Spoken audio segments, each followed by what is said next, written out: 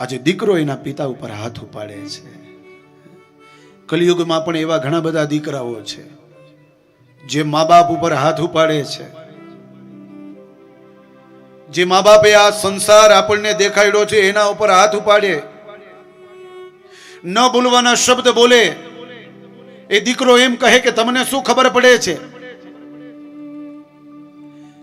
એલા એને ખબર નથી પડતી ને એટલે તું સંસારમાં આવ્યો છો.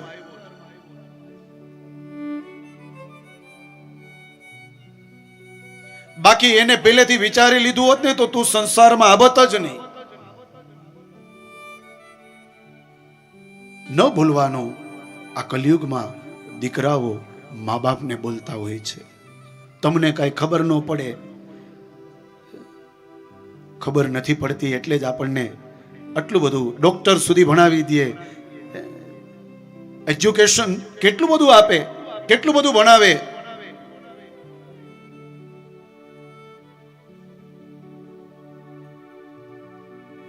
એ માતા પિતા પોતે હરે ફરે નહીં, પોતાની લાઈફ પોતાના દીકરા માટે એટલી બધી મહેનત કરે. મા બાપ એટલી બધી મહેનત કરીને દીકરાઓને, 2 દીકરા હોય, 3 દીકરા હોય, 4 દીકરાઓ હોય, એને ભણાવે કે મારા દીકરાઓને મુશ્કેલી ન પડવી જોઈએ, મને ભલે પડે.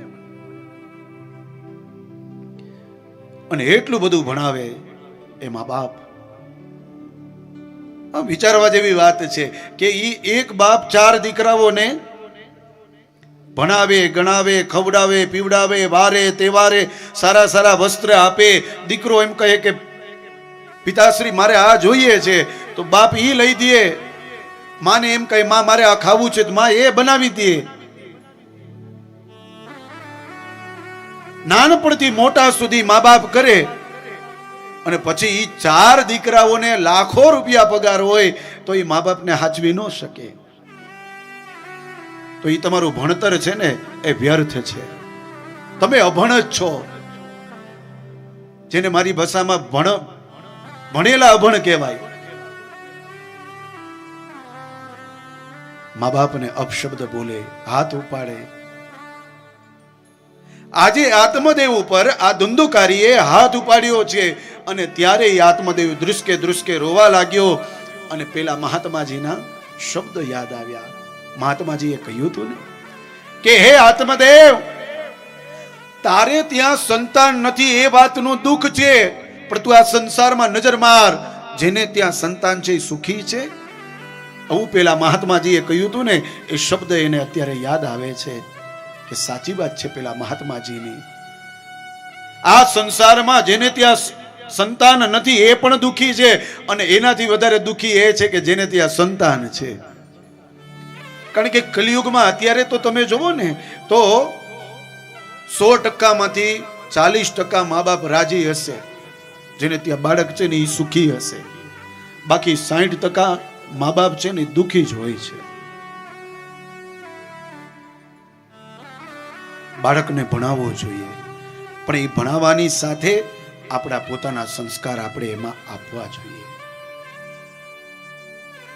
અત્યારે બને છે કેવું તો કે દીકરાઓને ભણાવવા માટે આપણે કેનેડા સુધી મોકલી દઈએ. ઇન્ડિયામાં તો અત્યારે ઓલું કહેવાય ને કે ક્રેઝ આવ્યો છે કે બાળકને અમારે કેનેડા ભણવા મોકલવો છે.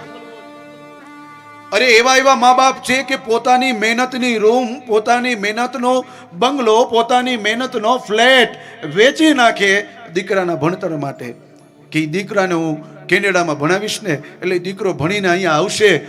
એ ભણીને આવશે એટલે પાછો ફ્લેટ મળી જશે. એ દીકરો કોઈ દિવસ આવતોય નથી. એને સારી કન્યા મળી જાય એટલે ત્યાં ને ત્યાં લગ્ન કરી લે છે. મા બાપને ફોન કરવાનો એ બંધ કરી દે છે અને મા બાપને રખડતા મૂકી દે છે. આ ભણતર નકામું છે.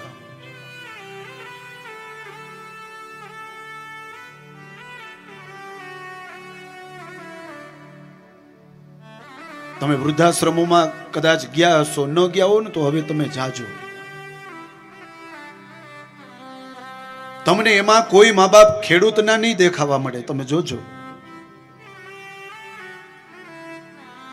પણ એ જ વૃદ્ધાશ્રમમાં તમને કોક વકીલના મા બાપ જોવા મળશે. ડોક્ટરના મા બાપ જોવા મળશે.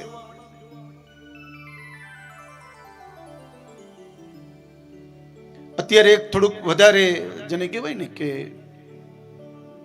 વૃદ્ધાશ્રમ કરતા એક સારો સ્ટેજ આવ્યો છે કે એક સંસ્થા હોય અને એ સંસ્થા 20 થી 25 ફ્લેટ રાખ્યા હોય અને એ સંસ્થામાં દીકરો જે ભણેલા હોય ને એ એના મા બાપને ત્યાં મૂકી આવે. ત્યાં બધી જ ફેસિલિટી એને મળે. મા બાપને ફ્રીજ હોય, ટીવી હોય, બધું જ હોય, આયા હોય, બધું હોય. કારણ કે મા બાપ હાલી ચાલી શકતા ન હોય ત્યારે આ દીકરા પાસે સેવા કરવાનો ટાઈમ ન હોય એટલે ત્યાં મૂકી આવે. ત્યાં બધી સેવા થાય અને આ મહિને પૈસા પહોંચાડી દે.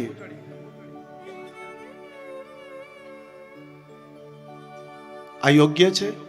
તો કે યોગ્ય નથી. મા બાપની સેવા આપણે પોતે કરવી જોઈએ. એનું ધ્યાન આપણે પોતે રાખવું જોઈએ.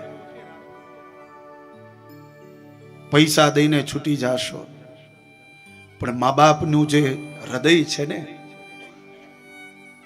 એ ક્યારેક બેઠા હશે પ્રિય અને વિચાર કરતા હશે કે જો આવી જ હાલત અમારી થવાની હોત ને તો અમારે ત્યાં બાળક ન હોત ને એ સારું હોત. એવી એક જો હાઈ લાગી જાય ને પૂરું થઈ જાય. પછી ભગવાન પણ ન બચાવી શકે. પછી ભગવાન પણ મને ને તમને બચાવી શકતા નથી. આ વાત સમજી લેજો તમે. કારણ કે સાચા પૃથ્વીના પરમાત્મા હોય ને તો એ ભગવાન છે.